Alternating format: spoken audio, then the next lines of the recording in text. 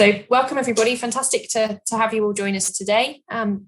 This is one of our taster lectures in the Executive Education series, so really delighted that you'll be able to share and hear Ko de Ruyter speaking shortly about the theme for today, which is around augmented intelligence, and I think you'll really enjoy that presentation. Just to start us off, if we could move to the next slide, actually, just so you know kind of the format for today's short webinar. I'm just going to give you a very short welcome to KBS and particularly to our executive education offering. We're really delighted to have you here. We'll move on to the taster lecture, like we said, and then just at the end, we can share a bit more information about what we do and how that might be of interest to you. And if you're particularly thinking about professional development, there's a number of ways we can hopefully support and engage with you there. So we'll share a bit more on that at the end. So if we could go to the next slide, just the briefest of introductions to King's Business School. Hopefully you're familiar with us. You definitely know King's College London, and King's Business School is one of the faculties and business school within King's College London more widely. And we're really proud of our heritage.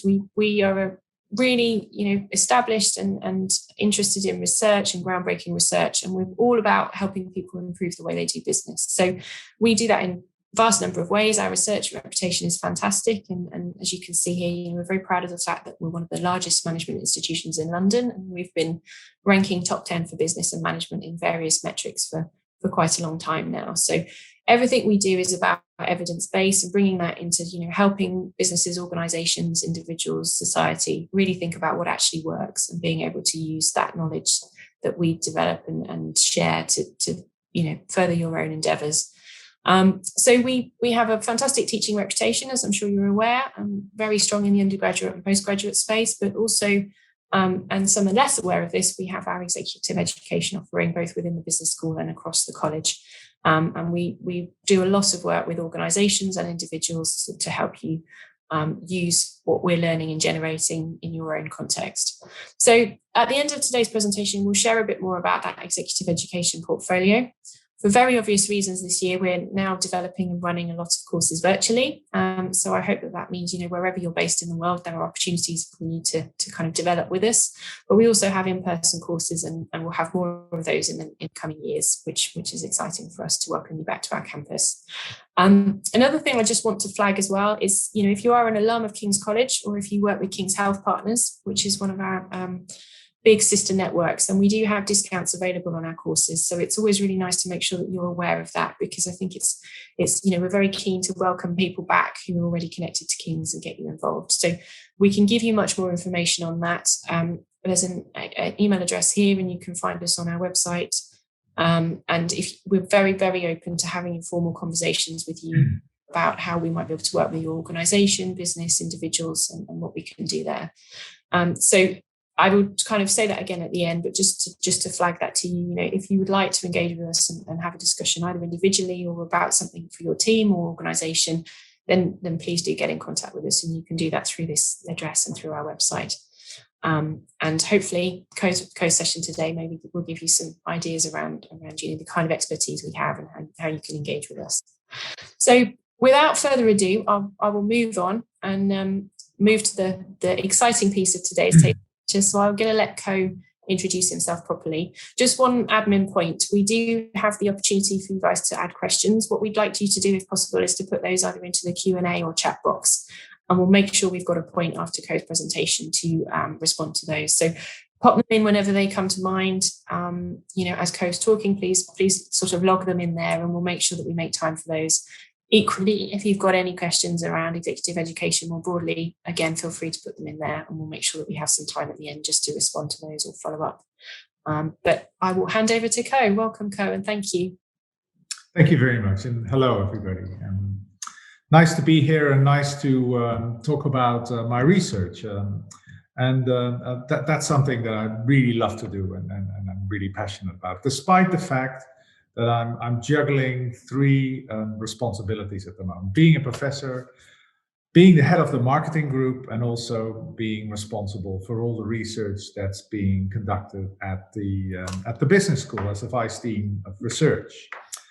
But those are not the reasons why I went into academia and became a professor. It's the research. It's the trying to push the boundaries of knowledge that attracted me to this job, and I still love it. I really think it's I'm very privileged to be able to do that.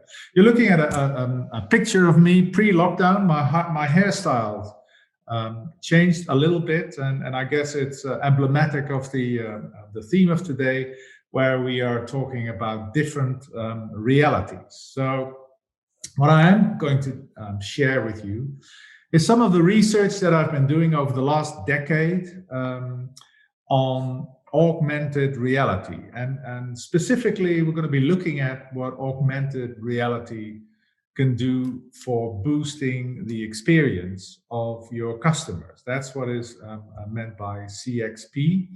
And we're going to do that from the perspective of the imagination. And I'll explain what that means in a little bit. So here we go, undertaking a journey about augmented reality on the Frontline. Is it really necessary? Is it really necessary to talk about augmented reality after the Google Glass debacle? I think it is. I'm biased, but I do think it is. And there is evidence that, even during lockdown, when online business has taken off so massively, even then, and even in this period, we're already noticing that customer satisfaction, trust, and conversion rates remain fairly low, and it's a bit of a flat line if you look at the satisfaction and trust ratings of customers. But what is more important, I think, from a sustainability perspective, is that people order a lot, but also return a lot. We have 3 teenagers here in the house, triplets, 17 years old. And there are some days when I can't even get some work done because couriers are ringing the bell, and then they look at the stuff and then send it back. And that is increasingly not only becoming costly, but also an unsustainable business proposition. But we're also seeing that, with online shopping, product assortments are vast, and people having trouble making choice decisions. And part of that is attributable to the fact that customers find it very difficult to get a feel for the things they are ordering. And as one of our most famous alumni, John Keats, the poet, said already a long time ago, nothing ever becomes real until it's experienced. And so this is a technology that helps us make the jump from imagining things, like Albert Einstein says, imagination is the preview of life's coming attractions, to actually getting a feel for things. And that is the basic value proposition of this technology. Well, let's see how that works out. Most boring exercise experience ever. I used to do it a lot, but I got so bored out of my mind that I stopped it until this innovation got to the market, and I was able to buy goggles that give me all sorts of information while I'm actually doing the laps in the pool. It keeps me engaged, it keeps me going, and it also motivates me to reach the self-imposed fitness levels that a 60-year-old man has a lot of these days. Most boring holiday experience. I'm Dutch, so we're trying to let our children connect with the Dutch heritage, their Dutch heritage. I don't think they believe they have one. So, we took them to the Rijksmuseum in Amsterdam last summer, and we had a hard time convincing them that that this is a cool place to visit during your summer holidays. And they were moaning and they were resisting until we met this space where they had augmented reality art.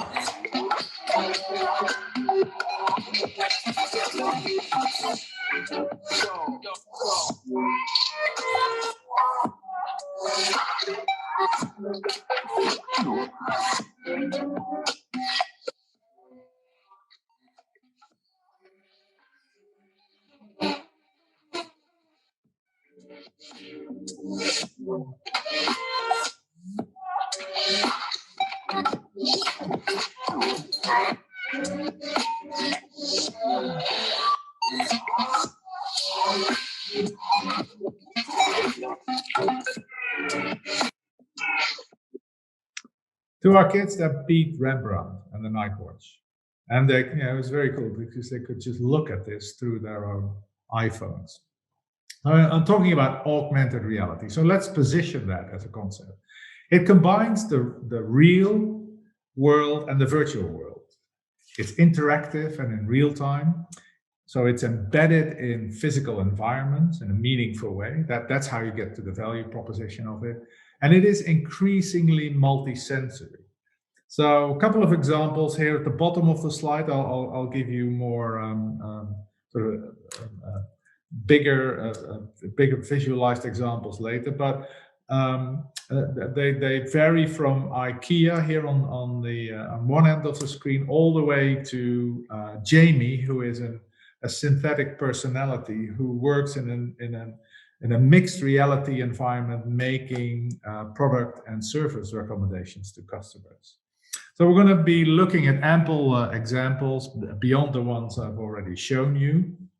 And when thinking about augmented reality, the most basic form is our beloved VAR. This is the way the football pundits discuss the game afterwards, and they show all sorts of lines and circles and arrows. It's basically imposing virtual content on an image of the real world. That's at its most basic form is what augmented reality is. Of course, there's all sorts of interesting business applications and value-added propositions. So Coca-Cola in Germany has equipped their sales force with an augmented reality app that they can take to supermarkets in trying to place Coca-Cola vending machines. You can just move the vending machine around the supermarket and get a feel, and that's important, get a feel for what it will look like once the petrol station owner or the supermarket owner decides to lease one of these things from Coca-Cola. But it gets better. I mentioned IKEA already. These days, having been hooked on augmented reality, whether we buy art or whether we buy a new table or whether we buy new chairs, we find it very helpful that we can situate any IKEA product against the background, the real life background of our own house. It gives you a much better sense of what a new couch or a chair or a painting will look like. It gives you a better sense of size. It gives you a better sense of how colors match. It just gives you a better feel for the product and makes the product decision, whether it's online or offline, more comfortable. And ultimately, we're seeing that companies who have installed this technology on their websites or in their stores, that the presence of augmented reality becomes a driver of sales. Very different product category is Quebec. Quebec is a company based in New York who specializes in the visualizations of food. So, my mom always told me, never go into a restaurant where they have pictures of food. Well, that's out the window, because with pictures of food, you can visualize the menu on the plate before you. And why is that relevant? Because customers have been telling restaurateurs that that portions are too big. I often see people ordering dessert and thinking, oh my God, is this really for one person? It gives you information on ingredients. It gives you information on the number of calories associated with dessert. You can even draw in your Weight Watchers coach. Not that it is a very romantic thing to do on a Saturday night, but you can if you want to. And sort of make a better informed decision about, in this case, food that you're ordering.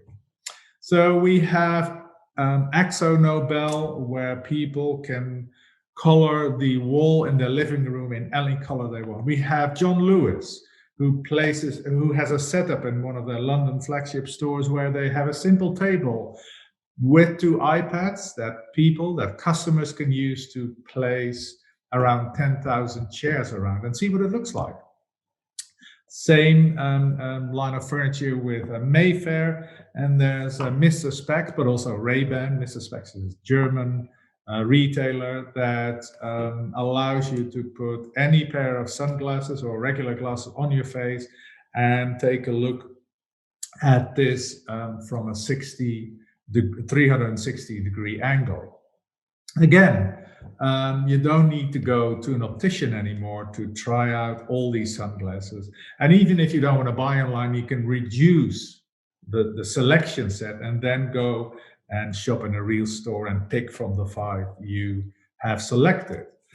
And another interesting applications that we're seeing is it is also a tool that empowers customers in making better choices. So this is a setup that we used in one of our experimental labs, where we had an app developed that helps people choose the right products for them. And that could be calories, that could be artificial ingredients, but you can program the app based on your Weight Watchers plan, and it will highlight the 3 healthier options for you. So of course, that changes the whole dynamics in the supermarket and the premium price that top brands are paying for shelf space. But it also, at the same time, perhaps paradoxically, enables retailers to get serious about fighting consumer obesity and take responsibility on sustainability issues in terms of packing and all that. So very impactful technology. And the main principle is that this is not a pipe, as Marguerite said. This is not a Fairloaf canapé. And around this main principle, it means that not only the customer's experience can be changed, new business models are continually arising. So there's a tattoo company called Ink Hunter that checks with people and lets them think before they ink. This is my arm. As you can see, I do not have a tattoo. I don't want a tattoo, but if I wanted to find out whether this tattoo would be suitable for me, I could move around across my body in all sorts of shapes, sizes, colors. And when you make an analysis of the customer journey and the little decision steps that people take when deciding to take a tattoo, it's often a very emotional experience. So adding in to that experience and making the choice process easier has allowed this company to develop a very strong online presence. Obviously, the tattoo needs to be set in a physical setting, but if you see their analysis of the customer journey, and most of the searching and the weighing of information happens online anyway. And if you can enrich that experience by the use of this technology, that's going to draw customers in, and it does. It's a fairly successful tattoo company. Okay, so I'm going to stop here because I can talk about this technology forever and feel really passionate and enthusiastic about it. But as I mentioned, we've all seen Google Glass fail miserably. Often this type of technology is subjected to what they call the technology hype cycle. And often there's too much of a focus on technology and not enough attention is being paid to the customer experience. Because ultimately, this technology only works when it adds value for the customer. It's not a very complex technology, but you have to invest mentally. You have to take the effort. You have to open up this in your browser or on your phone. And before you do that, you need to be convinced that it actually drives your experience. And for companies, that means it drives their market share. So I mentioned the imagination.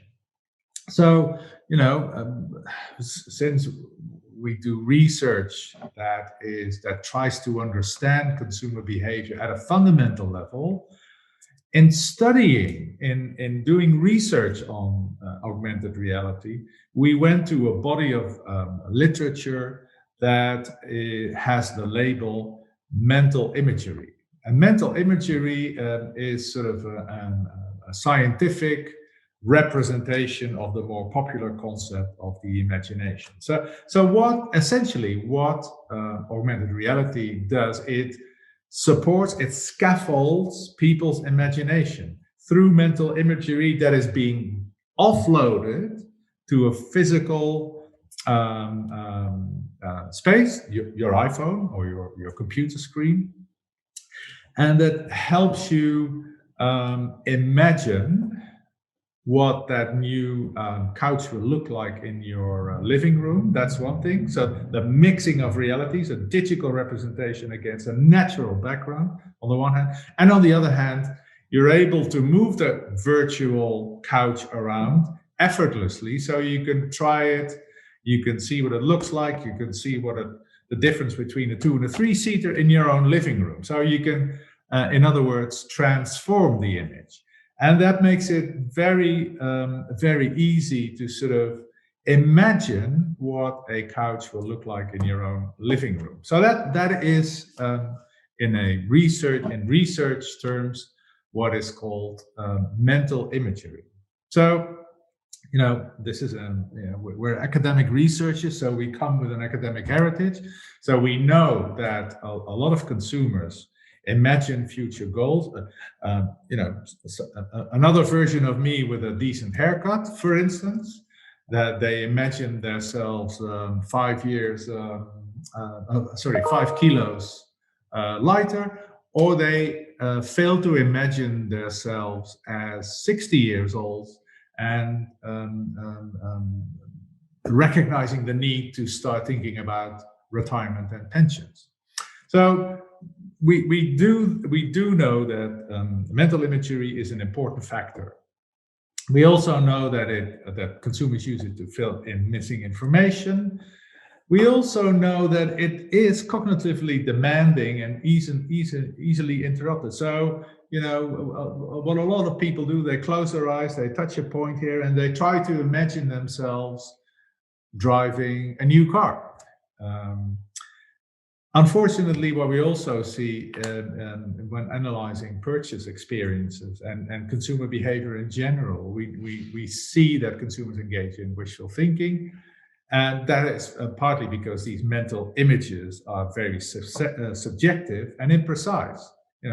I can sort of imagine what a new couch will look like in this space, but I never know. And even with a measuring tool, it becomes difficult to imagine what it exactly would look like.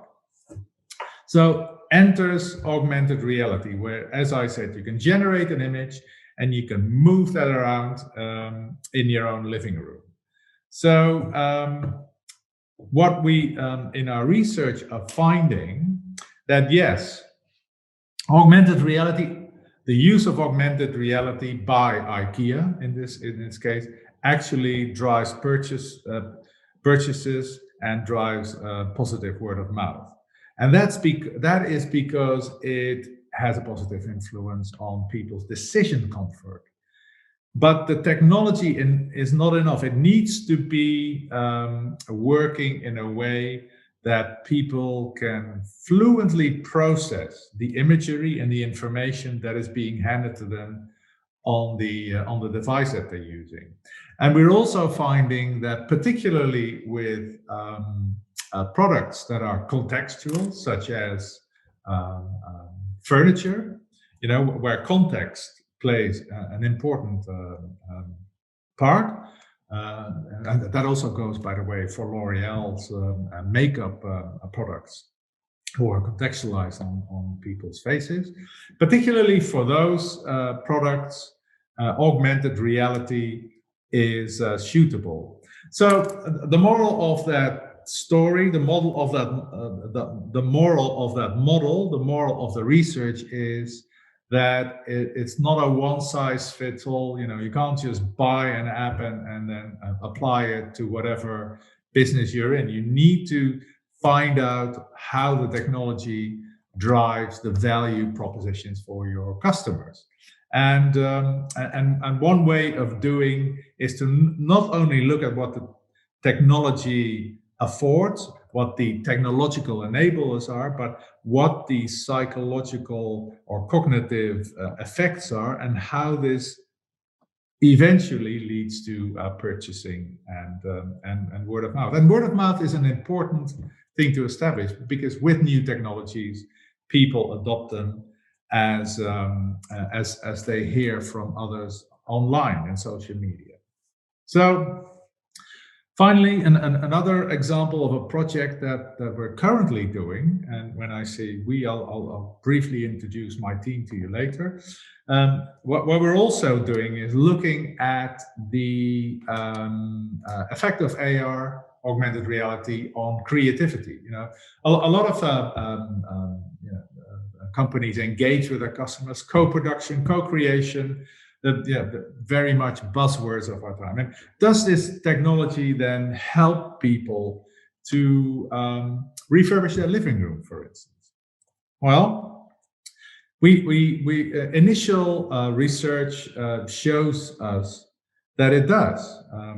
And this initial research is not just about augmented reality, it's about augmented intelligence. So answering the question, can this technology be used to drive an inspirational process by suggesting alternatives that customers can choose from? So let's assume you wanted to do the a refurbishment, a renovation of your dining room.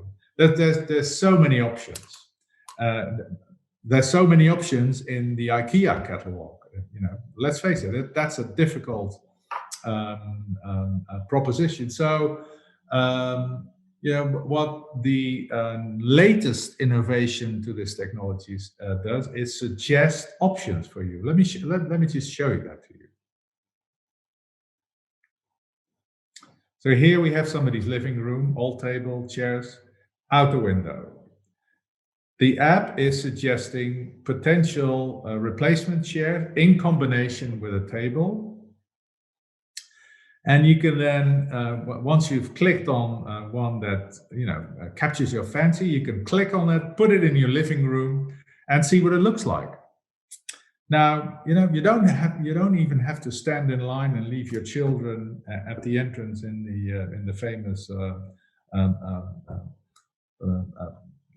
container with all the balls. No, you can just from the comfort of your own home experiment with various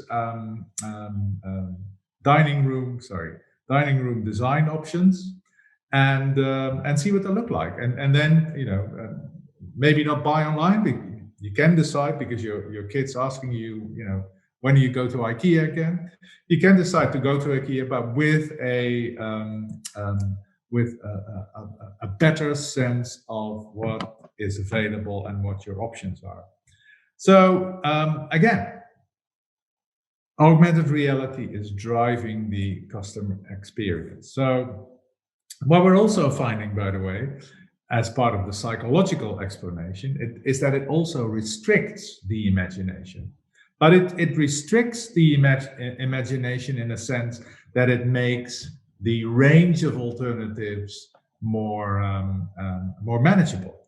And in that sense, it helps to achieve what we call bounded inspiration through visual search. And of course, what that does is that it enables you as a company to pick product bundles over individual products that you can then sell with the help of this technology. And then also, speaking of psychological processes, we're finding that when people have trust, or when people have confidence in such an intelligent app as a choice agent, as a choice enabler, this works better. That then eventually drives the improved customer experience. And there you have it. That's augmented research, done not by me alone, but with a team of researchers that have been working on this for the last 10 years from the Netherlands, from Sydney, Australia, from the University of Sussex. And there's little me in the middle, thanking you for your attention so far, and I'll be happy to answer any questions. Thank you. Thank you, Ko. That was really, really interesting. I just encourage everyone, if you do have questions, do please pop them in the box, and we'll make sure we cover them. We have had one question actually, Ko, which kind of extends what you're saying into a different industry that we may have views on. So they've said, how can AR and VR help to improve online learning experience? As wonderful as your session is, it's essentially PowerPoint slides and yourself in a box. What's the evolutionary next step for online learning and presentations? And I guess, have you been seeing anything around this, and what's your view? Yeah. I guess that fits within the path forward for this technology. As you can see, this technology comes in various forms. It also competes and gets mixed up with what people call virtual reality, which is all happening in a virtual world. And then there's mixed reality and all that. So just this morning in a meeting with the team, we were discussing that now is the time to start simulating, and this is going to sound a little bit complex, but simulating the real life classroom in a virtual environment, and then do teaching with avatars and representatives of students in a virtual environment, or against the background of a virtual environment which captures the actual classroom as a teaching tool. So that means that I wouldn't be presenting my slides and talking to you. We would all be in a virtual classroom represented by avatars, if you will. And it would be very easy to pull up all sorts of information and examples, and we would be discussing problems based on real life examples that we would import into this virtual world. I guess, thinking back about 10, 15 years when Second Life was very popular. I think I think where we're heading is a comeback where we're not going to be talking about augmenting reality or virtualizing reality. We're going to be talking about mixing reality. That's the sort of the emerging term, and I think in particularly in higher education, driven by the present crisis, there's going to be a lot of developments that make it possible, perhaps next year, to do the seminar in a very different way. Thanks, Ko. I totally agree. I'd be really interested to see how it pans out over the coming years. We have a special interest, of course, as well. And I guess maybe we should also say, if anyone wants to comment on any of this, questions are welcome, but please do also share comments in the boxes as well. We're interested to hear your views too. We haven't got any current questions at the moment. Do keep them coming if you want to, about Ko's presentation or other things. That's absolutely fine. If we could move on, what I maybe wanted to do was just take this opportunity to tell you a bit more about what we do in the executive education space, related to what Ko has just been talking about. So if we could go to the next slide again, Ko. Sorry, you're the driver. We have coming up a strategic marketing management course, and this was something we particularly wanted to mention. You may have spotted earlier, we briefly mentioned that Ko is a contributor on that course, and it's a fantastic course. Actually, it draws on the expertise of a large number of our fantastic marketing faculty, and really good kind of journey through all the different pieces of interesting research and topics that we're focused on at King's. So I think people find it very enjoyable, and if you've enjoyed today, then you've had a flavour of what that would be. It's delivered virtually, and it's starting on the 27th of April. So we mention it here because we do have a few spots remaining, and we'd be very, very happy to talk to you about that, and if you think this is a programme that would be interesting to you. One thing we're really, really keen to say about this programme and for you to see is that, it's just not just for marketeers. There's definitely something in this course that people will get out of it for marketeers, but actually it's about strategic marketing. So it's very much focused on understanding that global landscape of marketing and, the trends and future that Ko has talked about, one aspect of that. But clearly there are many more. And I think, something we all understand is that, digital is not a kind of future buzzword anymore. It's so integrated into everything, and that's a theme that really comes through in this course as well. So the course is designed to help people develop that marketing mindset, and particularly actually if you don't work in marketing, there's a real strategic benefit for you to do that. And to think about the strategies and insights that you can use to have an impact in your organization and to create that growth and competitive environment and advantage. And we really recommend it as well for people who want to understand kind of business more broadly. Perhaps you're targeting a leadership role or have moved into one and are kind of broadening your scope of responsibilities. And so it's about being able to understand that bigger business picture and the stakeholders more broadly. So I'd really encourage you to have a look at the programme if it interests you. I wonder actually, Sarah, if I know you're on the call, if you could pop the link in the chat for us, that would be wonderful, or I'll put it in later and then everyone can click straight through. And if we could go to the next slide, just a bit more about kind of who this course is for. Again, wanted to kind of reiterate this point that it isn't just for people working in marketing already. So we very much target it towards and design it for managers and leaders who have that responsibility or input into the strategic growth and innovation of an organization or a company. It's very good for entrepreneurs or people kind of growing a small business. I think this program gives a really good oversight there for the kind of future marketing trends and considerations you need to be aware of. And again, people working, with or dependent on those business units that have this responsibility for brand and marketing. There's lots to take away there. So that was something we wanted to make sure we mentioned. I'm just looking at the questions actually, and linked to what I was just saying. We've had a question linked to the course, Ko, if you're happy to answer it with me, about how King's bridges theory and practice in this program and other executive education that we do at King's. Is that something you want to talk about related to your teaching? Yeah, very valid question. I think what we do recognize is that with our executive education suite, we're not there to broadcast in sort of a one-way street fashion knowledge and theory.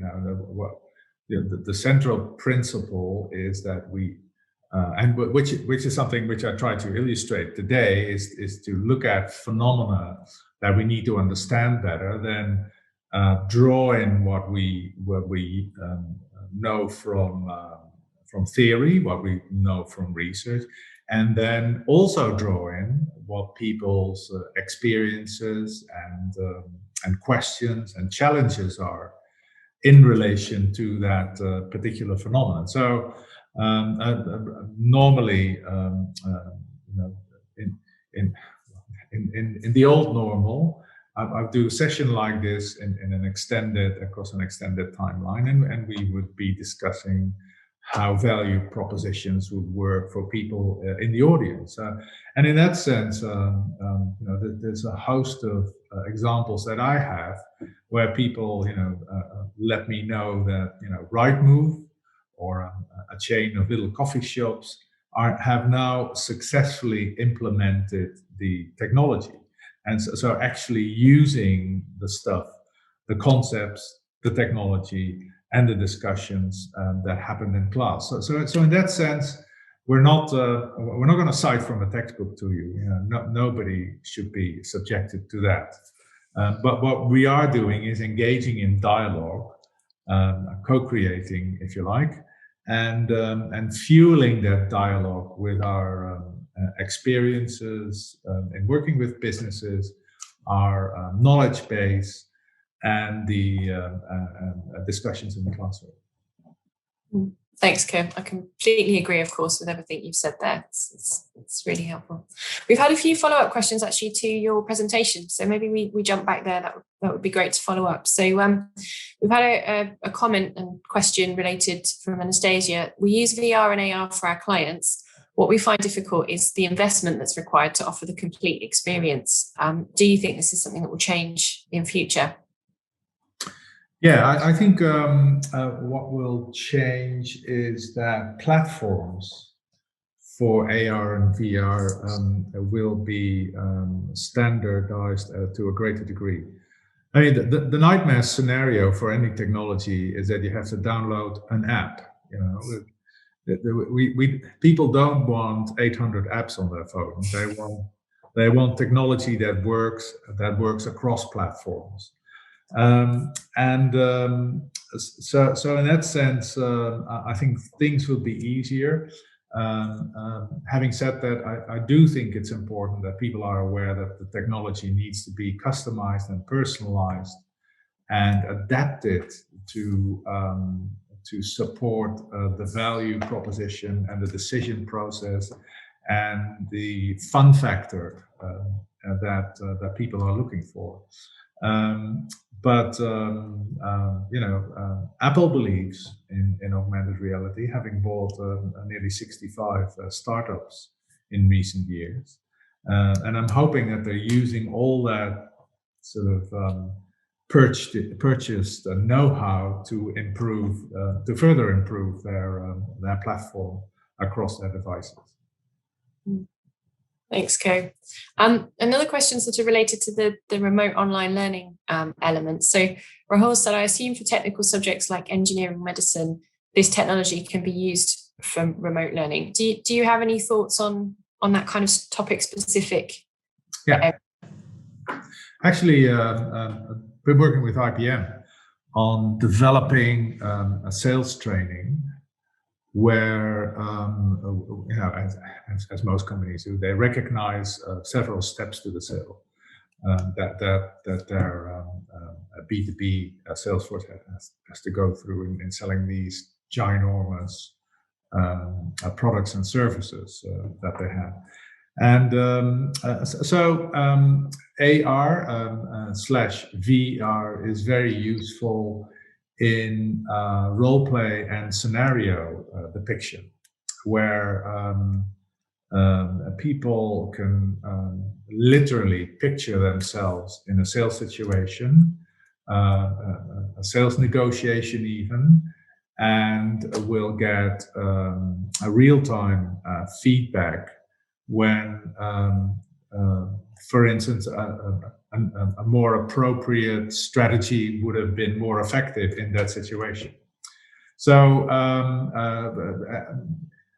similar to handling customer pain points around investments that companies need to do, not only through role play but also transporting yourself in a customer's parking lot before you go into the actual sales situation. With this type of technology, IBM is finding that really helps in creating sort of not only having the appropriate information at people's fingertips, but also framing themselves to go into that important sales talk. Yeah, thanks. We've got a couple more questions actually as well, so we'll keep going if that's all right. So, your range of topics here, your expertise has sparked some thoughts around different applications, I think. So, next question we've had is, how can you use it? I assume you mean here the kind of AR VR idea in marketing to patients who are scared of dentists. It's quite specific, but I wonder if you've got any thoughts on that or. A good friend of mine. Good friend of mine is a dentist, and this goes back like many years. He's a dentist in Australia, Sydney, Australia, and when I was visiting my own dentist here in Brighton just recently, I found myself staring at the wall, trying to decipher a puzzle, that got me thinking about my friend in Sydney who's using VR glasses to transport people to a U2 concert or to any content they like, and sort of separate the mouth from the person in their mind. And it's I've been studying a lot of that too. It's the sort of narrative and visual transportation that gets people in sort of experiencing a different reality, and perhaps be a little less aware of the unpleasant experience that unfortunately dentist encounters still involve. Yeah. Thank you. Hopefully that's some food for thought for. I'm making the assumption that was a dentist or dentist-related field asking that question, so I'm sure that will be helpful for them. And one final question: how could rival tech companies, i.e., Apple and Android, differentiate their AR VR products? Do you have any views on that? You mentioned Apple earlier. Yeah, I think the golden nugget, the $1 million question is what's next, and not only tech companies but also researchers like us. I really think that the next stage is the infusion of AI, artificial intelligence, with these reality platforms. I showed you the example of the IKEA app, which is used for product bundling, but it's still me interacting with a technological platform. And what if we could use a synthetic digital person or chatbot that would help me through the decision process and discuss pros and cons, pricing, discounts, special deals, for me to look at as I'm making my selection among my preferred or evoked set of product bundles.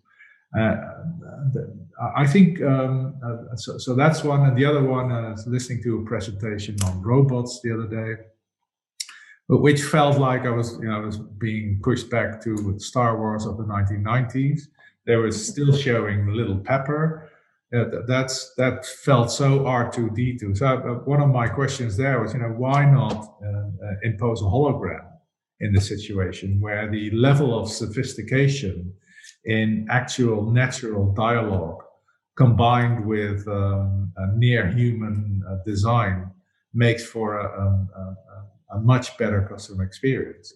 So that infusion, that's the synergies between dealing with large choice sets, whether it's verbally or visually, but at the same time picturing the consequences of choices, that's where the future lays for these platforms. Yeah, thank you. I'm glad you asked yourself that kind of $1 million question. It was one on my mind as well, so you beat me to it. I think we've had most of the questions in, and actually I'm conscious of time. So perhaps if we could just flick on one thing I just wanted to do is just sort of make a final shout out about some of the other executive education activities we have at King's. If we could go to the next slide. Yeah. Perfect. I just wanted to flag these up as well. So we've talked about the kind of longer courses we have, specifically the strategic marketing program, but we also do short interactive workshops as well. So I just wanted to flick these up here and let you guys know that these exist as well. And we're going to be adding many more of these through this next year. So I guess this is a watch this space shout out, so that you know that we do this, and you might want to engage with King's and come back and look at our list later in the year.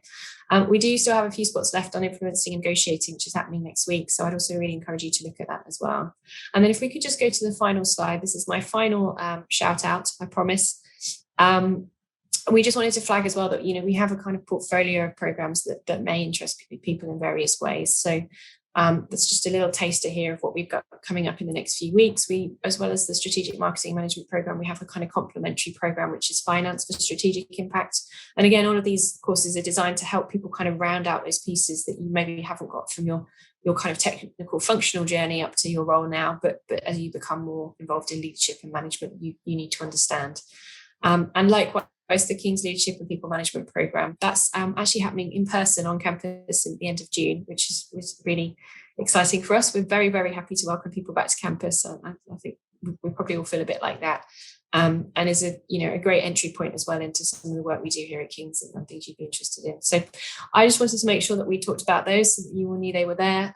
But mainly wanted to make sure that you had the chance today to enjoy the taster lecture, and judging by the questions and conversation, I think everyone's been super engaged. So I think we'll leave it there. I think thank you so much everyone for your participation. Thank you hugely to Ko. I think it's been a really interesting talk, and we've all really enjoyed it. And thank you for covering such a range of topics and fielding quite a wide variety of questions as well. I'm sure everyone really appreciates being there. For those of you that are interested in executive education, there's a couple of links in the chat that will take you through to our website. So I'd encourage you to do that if you want to find out more. From there, you can also contact us. And my colleague Sarah is actually on this call today, and she would be the person that you will end up talking to. And I guess the point we want to make is, kind of no matter how informally, we'd be very, very happy to talk to you about how King's can support you in your business. So clearly that's through kind of executive education opportunities, but actually equally as a business or organisation, if you're interested in engaging with King's and you think that we've got kind of aligned interests and things that are interesting, we'd be very, very happy to have those talks with you. So do contact us and we'll make sure that those conversations can happen as needed. But I think we'll leave it there. I'll reiterate the thanks. Ko, I don't know if you've got any final closing remarks you want to share, but thank you for joining us today. Yeah, no, I'm always happy to talk about this, and I particularly feel inspired by the breadth of questions. And I think as educators, it's time that we start embracing this technology ourselves and not just talk about it. Yes, yeah. You said that to me before we joined this call, didn't you? Actually, that let's not go backwards. Let's stay forwards now that we've had a kind of disruptive year. So I think I join you in that sentiment. So watch this space. We'll leave it there. Thank you so much for joining us, everyone. We'll close this down in a second. And as I said, please do contact us and reach out to us if we can be of any further assistance. We're looking forward to hearing from you all. Thank you very much, everyone, and have a fantastic day.